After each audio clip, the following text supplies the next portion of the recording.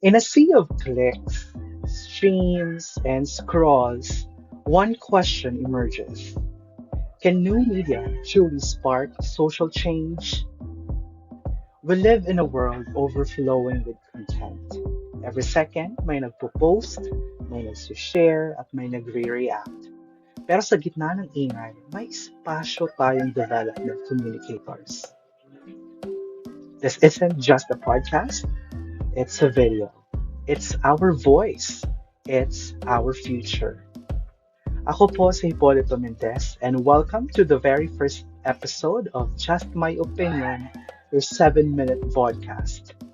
Quick, clear, and bite-sized. Samahan niyo ako sa isang malalimang usapan. At sa araw nito, pag-uusapan natin ang development communication sa Pilipinas. Isa tayong bansa na mayaman sa kultura. Iba't ibang wika, makukulay na tradisyon, at malalim na kasaysayan. Pero hati-hati rin tayo sa heograpiya.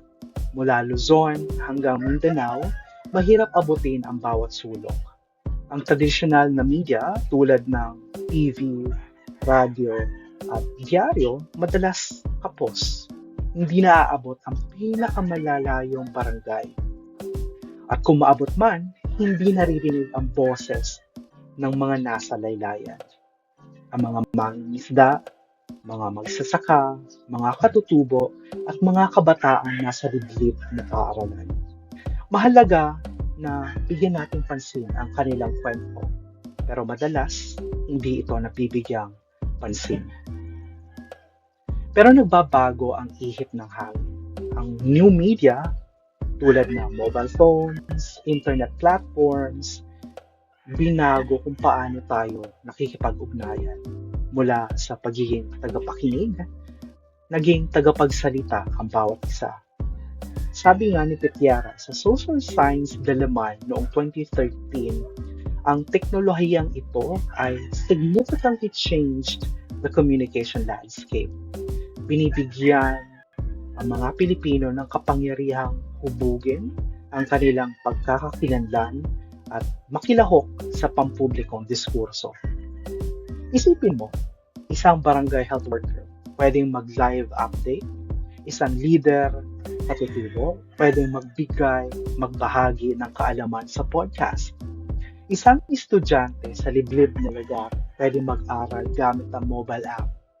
Ang internet radio nagbibigay ng plataforma sa lokal na boses. At ang e-books at mobile apps tumutulong sa pag-aaral kahit walang paaralan o aklatan. This isn't just innovation, it's transformation, and it's happening right now. Ayon sa pag-aaral ni Angelo noong 2025, binabago ng digitalization ang kompetisyon at kung paano magkonsumo ng media ang mga Pilipino. Ngayon, ang development communicator ay mas malawak na ang kakayahan. Pwede sila magdisenyo ng multi-platform campaigns. Isipin mo, radyo para sa mga nakakatanda, podcast para sa kabataan nagko-commute, mobile alerts para sa magsasakang nagbabantay ng panahon, e-books na pwedeng i-share via Bluetooth, perfect para sa mga lugar na mahina ang signal. It's not just reaching people, it's about empowering them. Ngayon, silipin natin ang social media. Ayon sa pag-aaral ni Isiniyaki and et al. 2023, Facebook ang nangingibabaw na kaalaman sa sektor ng kalusugan at edukasyon. Malaki ang epekto nito, ngunit may kulang pa din ang ibang sektor tulad ng agrikultura, disaster response, at mental health, kulang pa sa pag-aaral. Ang TikTok, na sobrang sikat, may posibilidad ito para ikasatuparan ang mensahe na nakapaloob sa development communication. Pero paano ang kwento? Paano ang karanasan? Kailangan nating bigyang diin ang mga ito. Kailangan nating maintindihan hindi lang kung ano ang sinasabi, kung bakit, paano, at ano ang epekto. Ito ay isang panawagan, panahon para palalimin ang pag-unawa, gawing mas inklusibo, mas tumutugon at mas totoo ang development communication. So, can new media really spark social change? Mula sa bundok hanggang baybayin, mula silid-aralan hanggang barangay hall, ginagamit na ng mga Pilipino ang digital tools para ikwento ang kanilang buhay, lutasin ang problema at hubugin ang kinabukasan. At simula pa lang ito.